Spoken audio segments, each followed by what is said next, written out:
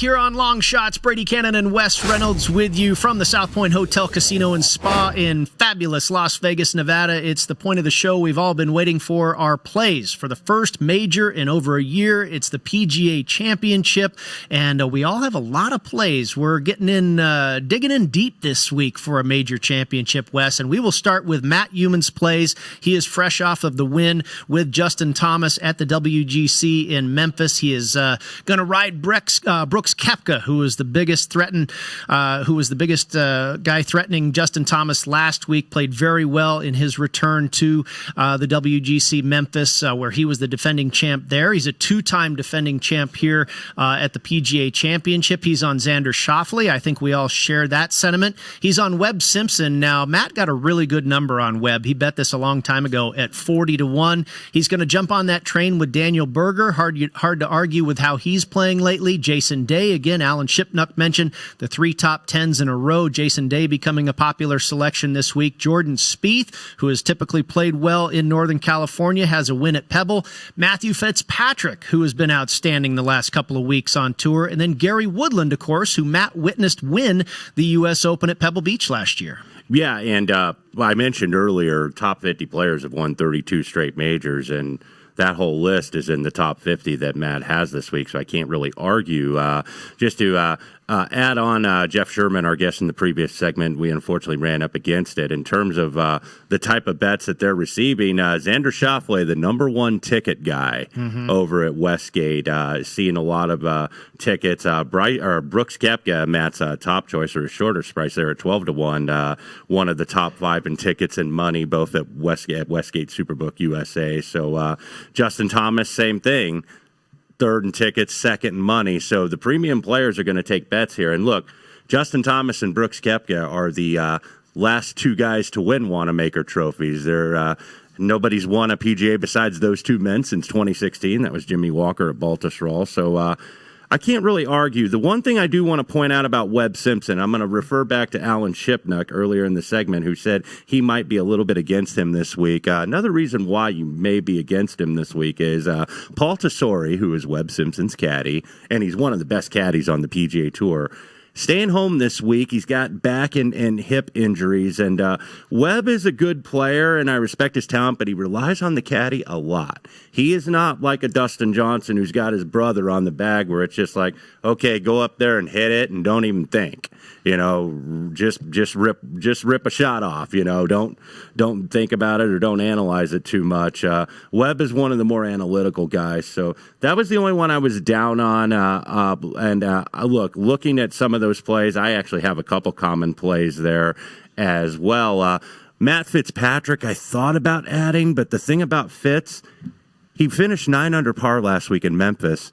He gained 10 strokes on the green, 2.5 strokes around, so he pretty much lived and died on his putter last week. And I think Fitz has been a little bit drifted down into the market because of Bones McKay, who was his caddy at the Memorial and then was on the bag for JT last week in his win. He really was effusive in his praise of Matthew Fitzpatrick, that being Bones McKay. And that, I think, has registered in the market here. So I do think he's going to win. Hopefully it's not this week because I didn't bet him.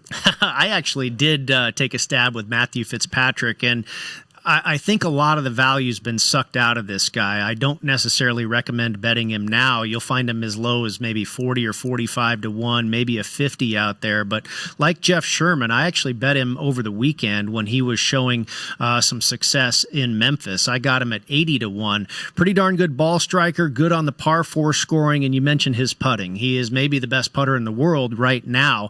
And his last 2 starts finished 3rd at Memorial and 6th in Memphis. So Matthew Fitzpatrick at 80-1, I thought was a pretty good play. He seems to be a real grinder of a player and shows up in the most difficult settings. Looking at my PGA Championship plays, you'll see on the graphic, as far as the shorter shots, I'm with all you folks on Xander Schauffele. The stats are there. He's got 4 straight top 20 finishes. He's in good form. We know his success at major championships. Oddly enough, the PGA is the championship that he's had the least success at, but but a California player who's had success at Riviera.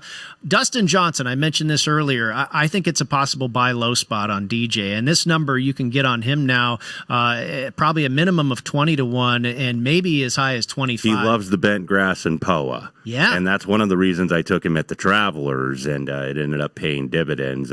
He's been erratic a little bit. He obviously had those two double Jerry Rices back-to-back, as you call them, at Memorial. But, look, you know he's got the game to win here. And then referring back to Xander, what really – and I would have been on him all summer for this event at 25-1. But looking at what he did last week, he was 4 shots back of the winner, Thomas, at 9 under par.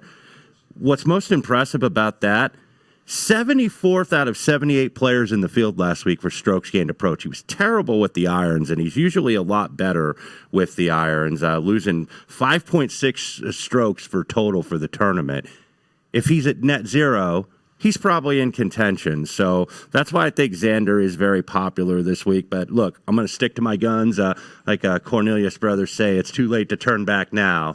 So I'm going to be on Xander. And then DeChambeau, that was something I mentioned on Long Shots several weeks ago. I bet him earlier. I don't necessarily love it, but at least it's a good number. Can't say the same for Paul Casey, who you can now get at about double the price. So it's all about timing the market. But I'm going to get to one, and then I want you to get back to a couple of years. Patrick Cantlay, going to continue with the California theme. Yep. Both Xander and Patrick Cantlay, both Southern California guys. Look, 3rd at the PGA last year, 9th at the Masters, where he had the outright lead for a brief moment on that Sunday before Tiger got loose. But I think we might have a buy sign here, similar to what I talked about when Rahm shot 64 on Sunday at the Workday and then won next week at Memorial.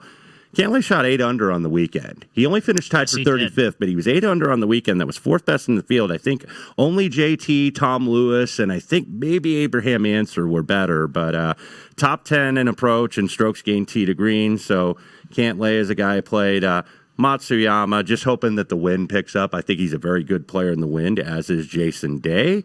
And I mentioned on Twitter last Sunday, Jason Day's found something. 3 straight top 7 finishes now. He recently split with the longtime swing coach, Colin Swatton, and I think it's kind of done him a little bit of good, even though that's always difficult. He's gotten back to basics. His ball striking has been a little bit better of late, but we know Day's bread and butter is that short game. And if you're going to miss greens, you've got to be able to chip and get out of bunkers, and he's one of the best in the world at doing that. And Jason Day, also a tremendous history at Torrey Pines and Pebble Beach. Loves to putt that. 2 wins at Torrey Pines, as a matter of fact. Yep, loves to putt that Poana surface. John Rahm, also another player who's remarkably successful on the West playing Coast. In California, and I still may add him, even though it won't make the show. That was one I was going back and forth on because the price is short, but the profile is there. Well, I thought, you brought up a great point on John Rahm that led you to victory at the Memorial, and seeing what he did at the Workday, where I believe it was a 64 that he shot in the final round. I saw the same thing in Memphis last week. He got out of the gate slow, understandable. You ascend to number 1 in the world, all kinds of pressure. But he got his act together on Sunday and shot a 66 at TPC Southwind. I think that is a buy sign on John Rahm. He's got to have a little bit something stuck in his craw that he was taken off of the top perch so quickly. Right. And again, the history here, I mean, he's finished 3rd in Mexico. He's finished 3rd at Riviera. He was 3rd last year at the U.S. Open at Pebble. You can argue Justin Thomas, Rory McIlroy, John Rahm, take your pick. One of them is the best player in the world, if not all of them. And let's keep it that Spanish theme, because we both actually have Sergio Garcia. You got in on him early, I know, a few weeks ago. One thing Sergio Garcia can still do, even though he's now turned 40 this past January, is he can still drive the hell out of the golf ball. And he's one of the best in the world, even at that age. And I think maybe you got a little motivation for Sergio this week with seeing his young 25-year-old countryman, John Rahm, get to the number 1 ranking a couple weeks ago, where he's like, I'm not ready to go quietly into that good night yet. I've still got something left. He's actually won a worldwide event now in 9 consecutive years, dating back to 2011. The last stateside win, of course, was 2017, getting the green jacket at Augusta. But he was 2nd in the field off the tee. He's always top in strokes gained off the tee pretty much every single week. putter holds him back, but I think the windy conditions and being used to that in Europe, and he's won all over the continent and really all over the world in bad weather conditions. He really likes playing in the wind, so that's why I went with Sergio. And then we'll get to your bombs in a moment, but just to continue that in terms of the wind. Shane Lowry and Danny Willett, who I got at triple digits. Lowry makes a lot of sense in the wind. Shane Lowry, a little bit of one of those nuggets that I like that sometimes leads you into good picks and selections. Bo Martin, who's his regular caddy, got back from paternity leave last week, and Lowry didn't have a top 10 all year since winning the Open Championship at Royal Portrush last summer. But Lowry last week tied for 6th, second in strokes gained around the green, second in scrambling, 7th in GIR, 6th in tee to green, 2nd in strokes gained approach in that Sunday final round when he was trying to chase down the leader. So Lowry, look, he's 26th in the world, and you can get him at triple digits. This is a guy that I think might like this bad weather. Willett, I mentioned, I bet him a couple weeks ago after the Memorial, even though he finished 32nd. He was 4th place going into the final round, just had a bad round. Success here at Harding Park was in the semifinals at the match play back in 2015. So I think those guys make a lot of sense at triple digits. Yeah, I can't disagree with you. I played Shane Lowry at Pebble Beach at the AT&T one time. He finished in the top 10 for me. Absolutely a good wind player. Back to Sergio real quick. Finished 3rd here in 2005 to Tiger and John Daly, who went on to the playoff, and also has a great history at Riviera and the WGC Mexico on that similar putting surface. As far as the long bombs, I went with Ches Reavie and Billy Horschel. Got Horschel at 125 and really got a great number on Ches Reavie at 225 to 1. He was right there last week. He's had a couple good weeks in a row. Really fell off the pace at the Memorial, but he's playing good golf. Also finished a top 10 in the U.S. Open last year at Pebble. That's going to do it for Major Championship Week here on Long Shots. Next week, we're back for the Wyndham Championship with Daniel Rappaport of Golf Digest. Enjoy the PGA Championship, everybody. Thank you for watching Long Shots here on VSiN and VSiN.com, the sports betting network.